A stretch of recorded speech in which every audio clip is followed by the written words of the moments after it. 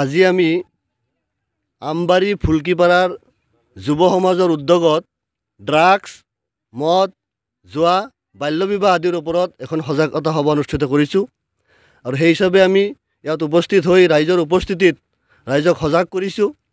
আমি ইতিমধ্যেই ড্ৰাগছ বিৰোধী অভিযান আমাৰ অঞ্চলত আৰম্ভ কৰি দিছোঁ।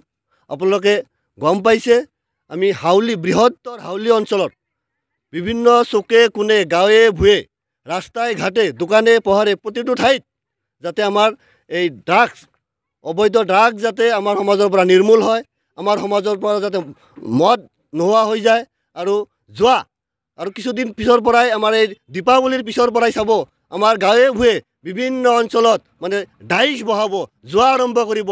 আমাৰ সমাজৰ পৰা যাতে পলিয়ে পোখালিয়ে আমি এই জুৱাটো মানে আমাৰ এই অপসংস্কৃতি এইটো কুসংস্কাৰ যাতে আমি সমাজৰ পৰা নাইকিয়া কৰি দিব পাৰোঁ তাৰ কাৰণে আমি এৱাৰনেছ সভা পাতিছোঁ।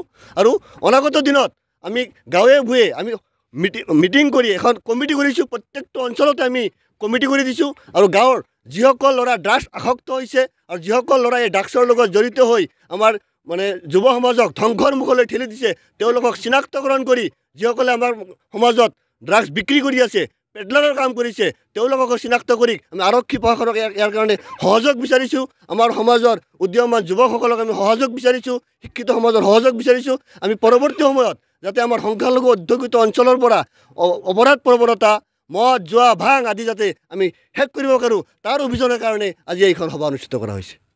আমাৰ এই সমাজ যেনেকুৱা অৱস্থাত উন্নীত হ'ব লাগিছিল আজিৰ পৰা আমি 79ত যেতিয়া আমচু জন্ম দিওঁ তেতিয়া আমালোকৰ এই সমাজ আজিৰ তুলনাত বহুত সভ্য আছিল বুলি মই কওঁ। কাৰণ তেতিয়া এই ধৰণৰ কামবিলাক নাছিল, কিন্তু তেতিয়া আমাৰ মানুহবিলাক অশিক্ষিত বহুত বেছি আছিল, দুখীয়া মানুহৰ সংখ্যা বহুত বেছি আছিল। তেওঁলোকৰ মাজত আজিৰ যি অৱক্ষয়, আজিৰ সমাজৰ যি দুৰৱস্থা, এই দুৰৱস্থা সেইটো সময়ত নাছিলে। আজি আমাৰ সমাজলৈ চালে সঁচাকে দুখ লাগে আৰু নিজৰ ওপৰত ঘৃণ লাগে। কাৰণ আপুনি আজি যিকোনো সংবাদ মাধ্যম টেলিভিছন কওক, প্ৰিণ্ট মিডিয়া যিবিলাক দৈনিক পত্ৰ পত্ৰিকা খবৰৰ কাগজ আপুনি মেলি চাওক, আপোনাৰ হাতত থকা মোবাইলত ফেচবুক চাওক, আপোনাৰ তৎক্ষণাতেই আহি যাব যে অমুক ঠাইৰ মিয়াৰ ল'ৰাই এই অপকৰ্ম কৰিলে, চিন্তাই কৰিলে, ডকাইতি কৰিলে, কেইবাজনে মিলি এজনী নাবালিকা ছোৱালীক ধৰ্ষণ কৰিলে, কিছুমানক মাৰিয়ে পেলালে। আজি এই যে এটা চিত্ৰ, এতিয়া আজি মই ৰাতিপুৱা এজনৰ লগত কথা পাতি থাকোঁতে এজনে এটা হেৰি দিলে যে যোৱা এই মাহত তেওঁ হিচাপ দিলে যে 19টা ৰেপ হৈছে। 19টা ৰেপৰ ভিতৰত মুছলিম 10টা, মুছলিমে কৰিছে 10টা ৰেপ আৰু অন্য জাতিৰ মানুহে 9টা ৰেপ। মানে ছোৱালীক জোৰ জবৰদস্তি ধৰ্ষণ কৰিছে। গোটেই অসমত আমি মুছলিমসকল কিমান সংখ্যক পাৰ্চেণ্টেজ, আমাৰ কিমান, আমি চেঞ্চাছ বাদ দি এনে যদি কওঁ আমি মেক্সিমাম 40% হ'ম। আচ্ছা, আমি 40% অসমত 10টা ৰেপ আমাৰ মাজৰ পৰা হৈছে, অন্য জাতিৰ মানুহ 60% থাকি গ'ল। 60% কিমান কৰিলে? 9টা। তাৰমানে সিহঁতৰ সংখ্যাত বেছি কিন্তু সিহঁতৰ ৰেপ কম। আমাৰ সংখ্যা কম কিন্তু ৰেপৰ সংখ্যা বেছি।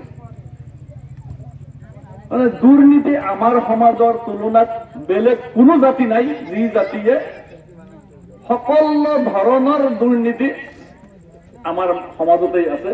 বেলেগ জাতিৰ ইমান ধৰণৰ দুৰ্নীতি আপনি দেখা বলি না পাবো, এটা একেবারে সম্পূর্ণ সঁচা কথা কইছে। আপনাদেরকে নিজে বিবেচনা করি চাও। আমার বাড়ি বেশি দূর নয়, দেবলভরা গ্রামে। আমি হাউলি এলাকাতে বেশি সময় আমাদের বন্ধু বান্ধবের সাথে উঠা বসা করি, ঘোরাফেরা করি। অনেক শিক্ষিত ফুলকিপাড়া আমবাড়ি গ্রামে রয়েছে, MA পাস BA পাস রয়েছে। অনেক মানে সমাজের বিশিষ্ট মানুষ, আমরা যারা আমাদের ঘরোয়া ভাষায় বলি দেওয়ানি, অনেক রয়েছে। কিন্তু আজকে এই সময় তাদের উপস্থিতি আজকে যুব সমাজকে আরো উৎসাহিত বাড়াতেন। আজকে যারা এই সভা আহ্বান করা করেছে তাদের মনোবলকে ভেঙে দেওয়ার এই ফুলকিপাড়া আমবাড়ির মানুষ সহায় করেছে। তবু যারা আমরা সবাই উপস্থিত রয়েছে, বিশিষ্ট মানুষ আমরা উপস্থিত রয়েছি, সমাজের ভালো চিন্তা করার জন্য আমরা এখানে উপস্থিত হয়েছি। সমাজকে কিভাবে ড্রাগস মুক্ত করা যায়, সমাজকে কিভাবে জ্বর থেকে মুক্ত করা যায়, সমাজকে কিভাবে বাল্য বিবাহ থেকে মুক্ত করা যায়, সেই উদ্দেশ্যে নিয়ে আমরা যারা উপস্থিত হয়েছি। আমরা যদি মন দিয়ে যদি এইসবের বিরুদ্ধে যদি আমরা পদক্ষেপ হাতে নেই, আমরা এতটুকু যারা রয়েছি তারা যথেষ্ট। তার জন্য সমাজকে একটা সূক্ষ্ম মতো চলার জন্য আমাদের এই উপস্থিতি যথেষ্ট হবে বলে আমি অনুমান করি।